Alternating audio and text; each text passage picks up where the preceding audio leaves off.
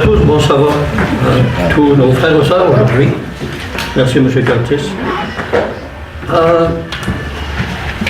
Bon, il y a quelques mois, depuis quelques mois, nous avons de la part de notre ministre, M. Caputo, des sermons sur les fruits de l'esprit, qui, à mon avis, vont sans aucun doute nous aider à faire grandir et les faire mûrir dans notre vie chrétienne. Lorsqu'on en fait la lecture dans Galates 5, on peut facilement les comprendre et les approfondir par les enseignements qui nous sont donnés régulièrement. Cependant, ce qui m'amène à penser, et pour qu'enfin nous puissions faire mûrir ces fruits de l'esprit, il y a un ingrédient important qui n'est pas mentionné dans Galates, mais qui doit quand même être présent dans notre vie si nous voulons voir développer ces mêmes fruits. Je ne sais pas si vous êtes comme moi, et qu'avant de vous endormir le soir, vous repassez dans votre esprit certains événements de la journée. Et étrangement, ceux qui me reviennent en mémoire le plus souvent sont ceux où je n'ai pas été à la hauteur de la situation. Comme je dis souvent, c'est le genre de situation où l'on sent qu'on a vraiment manqué le bateau. Par exemple, il arrive une situation que ce soit à la maison, au travail ou ailleurs, et au lieu de prendre un grand respire et laisser la poussière retomber, j'agis par impulsion et j'explose littéralement. Trop souvent même pour des pécasilles, des choses sans importance, mais qui font en sorte que je n'agis pas du tout de la manière que je devrais agir, et cela dans mes actions et aussi dans mes paroles. Si vous le voulez bien, nous allons aller dans le livre des Rois, le premier livre des Rois, au chapitre 3 et au verset 9. Alors, c'est le livre des Rois, le premier livre des Rois, chapitre 3, verset 9. Ici, c'est une demande que le roi Salomon fait à Dieu. Il lui dit, accorde à ton serviteur un cœur intelligent pour juger ton peuple. Et au verset 12, Dieu lui répond, je te donnerai un cœur sage et intelligent. Donc, cette sagesse doit absolument nous être accordée par Dieu. Et en ce qui me concerne, je sais que j'en manque régulièrement. Dans les fruits de l'esprit, il est question, entre autres, de paix, de douceur, de gentillesse, de maîtrise de soi. Mais sans la sagesse pour les appliquer, c'est beaucoup plus difficile à atteindre. La définition du mot sagesse dans un dictionnaire est la suivante. Avoir de la prudence, de la circonspection, un juste sentiment des choses. Il est dit aussi que c'est une connaissance inspirée des choses divines. Il y a entre autres définitions, d'autres définitions qu'il donne, mais cela va bien au-delà d'une simple inspiration, car il y a une sagesse qui vient de l'Esprit de Dieu. Alors, allons ensemble dans le livre de Deutéronome, au chapitre 34, au verset 9. Alors, le livre de Deutéronome, chapitre 34, verset 9.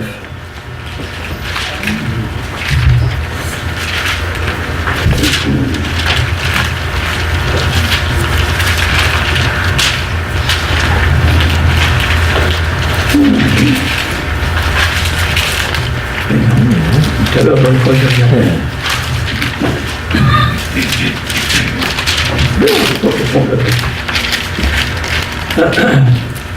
Alors, dans Deutéronome 34, 9, il est écrit que Josué, fils de Nun, était rempli de l'esprit de sagesse, car Moïse avait posé ses mains sur lui. Donc, ainsi, Josué reçut la sagesse de la même manière que nous recevons l'Esprit Saint à notre baptême par l'imposition des mains. Dernièrement, nous avons eu une sermonnette de M. Georges Lamoureux, dans laquelle il nous disait que la toute première chose à faire, est dans telle ou telle situation, est de demander ce dont nous avons besoin, Et c'est encore ici la première chose à faire. Je me demande sincèrement, quand est-ce la dernière fois qu'en prière, j'ai demandé à Dieu de me donner de la sagesse? Je m'en souviens plus. Et cela explique que régulièrement, je manque de sagesse. C'est une base journalière. C'est sur une base journalière que j'en ai besoin. Et pas seulement pour les grandes décisions que j'ai à prendre dans ma vie. Pourquoi pense-t-on bien souvent que la sagesse vient avec l'âge et des cheveux blancs? Dans le livre de Job, on va se reporter au livre de Job, au chapitre 32, verset 9. Alors, livre de Job.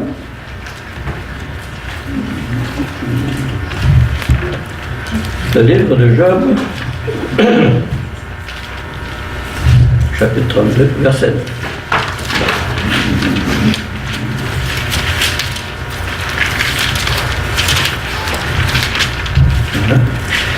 Alors, au verset 9, nous lisons, « Ce n'est pas l'or qui procure la sagesse, et ce n'est pas la vieillesse qui rend capable de juger. » Donc, dans plusieurs versets bibliques, nous voyons que Dieu accorde aussi l'intelligence avec la sagesse. La sagesse doublée d'intelligence n'est donc pas le résultat d'une longue expérience de vie, mais un don de Dieu. Nous vivons à l'ère de l'électronique et tout se passe avec tellement de rapidité que bien souvent, nous réagissons sans même prendre le temps de réfléchir à la bonne façon de traiter une situation qui parfois n'a que peu d'importance. Par exemple, quelqu'un vous dit quelque chose et aussitôt vous répondez. Et vous répondez aussitôt de la mauvaise manière sous l'impulsion du moment. En d'autres occasions, et cela est beaucoup plus important, vous dites quelque chose sans trop y penser et malgré que ce n'était pas du tout votre intention de blesser quelqu'un, vos paroles blessent quelqu'un de votre entourage. Vous réalisez après coup la portée de vos paroles, mais il est trop tard. Voilà le danger de paroles qui comportent parfois beaucoup de responsabilités. On dit souvent que les écrits restent, mais que les paroles s'envolent. Ça me fait penser à une histoire que j'ai entendue il y a quelques années de cela. Peut-être que vous la connaissez, mais je vais la raconter quand même. Cet événement se passe dans une congrégation aux États-Unis. C'est un fait réel, pour ça. Le bruit court qu'un couple de cette église sont en instance de divorce, car il est aussi question d'adultère. Le bureau du ministre se trouve au même endroit que la salle de réunion du sabbat.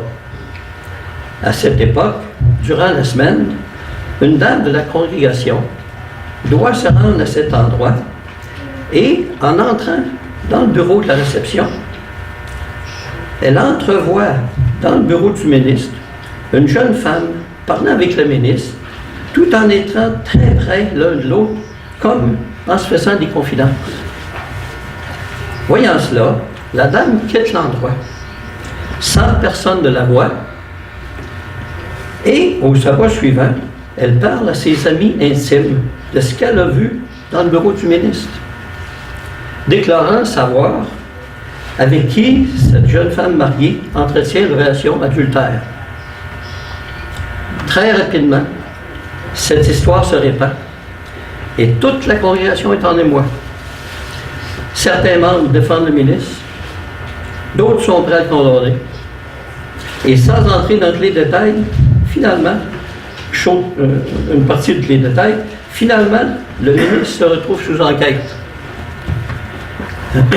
La vérité sur cette situation en vient à être connue. Et le ministre finit par savoir qui est à l'origine de cette histoire. Il rencontre son accusatrice et lui dit: « Si vous aviez pris le temps de regarder dans mon bureau ce qui se passait réellement cette journée-là, vous auriez vu que ma femme était aussi présente durant cette réunion. Car je ne rencontre jamais, pour donner des conseils, une femme seule sans que ma femme y soit aussi. Ce que vous avez fait en propageant cette histoire nous a fait, à ma femme et à moi, un tort immense. La dame se confond en excuses et demande ce qu'elle peut faire pour réparer le mal qu'elle a fait. Le ministre lui demande de remplir de plumes un grand sac et, par une journée de grand vent, monter sur le toit de la bâtisse la plus haute qu'elle pourra trouver et vider le sac de plumes. La dame répond que cela, sans une première vue, c'est facile à faire. Il lui dit alors, après avoir fait cela, je désire que vous alliez ramasser toutes les plumes que vous avez jetées au vent. Il ne doit en manquer aucune. La dame lui répond, c'est impossible à faire. Le ministre réplique qu'elle ne pourra jamais non plus retirer toutes les paroles qu'elle a dites à son égard. Quand une parole s'est envolée, il est impossible de la reprendre, quelle que soit la gravité de la parole. Voilà pourquoi la sagesse est tellement importante dans notre vie de tous les jours. Quelle que soit la situation, il est facile d'agir par manque de sagesse. Mais notre grand Dieu désire au contraire que ses enfants agissent avec sa sagesse.